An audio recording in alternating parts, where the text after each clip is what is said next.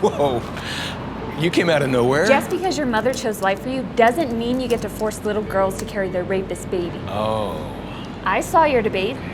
They were right about you. You shouldn't be alive, and the last thing you should be allowed to do is speak to women's abortion rights. For someone who says he's so anti-racism, you're like pro-slavery. Pro-slavery? You're making women slaves to their bodies, and in cases of rape, slaves to their attackers. You can't stand there and tell me that you'd still be pro-birth if it was someone you loved who was facing that kind of situation. Okay.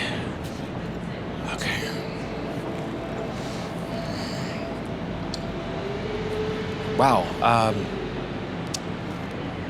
Thank you for sharing how you feel. Yeah. And I'm glad you at least approached me because it gives us an opportunity to have a conversation.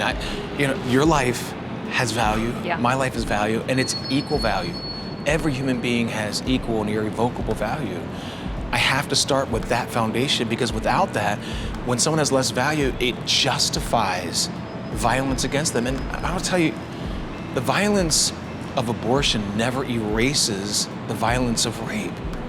And I know this because I've spoken to so many survivors of rape. Sure.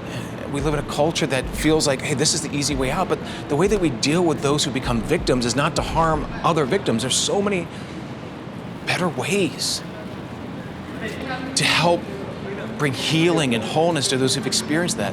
I mean, we talk about human rights, right? It's human rights. But what is a human right? It's a right that belongs to every single human being. And if it's only for some human beings, and it's only some of the time, then it's not a human right. It's a conditional right. No, you know what? It's a conditional privilege. Yeah. But everyone has to have the human right, the right to life. And I just thank God that my birth mom was courageous enough to not only choose to give me life, in fact, she gave me the incredible gift of adoption.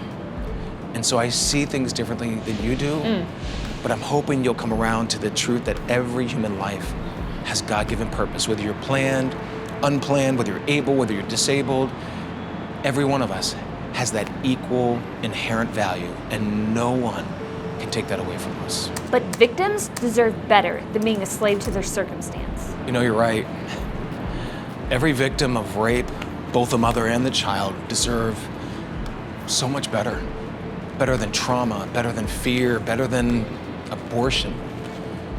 And I would say they deserve nothing less than justice.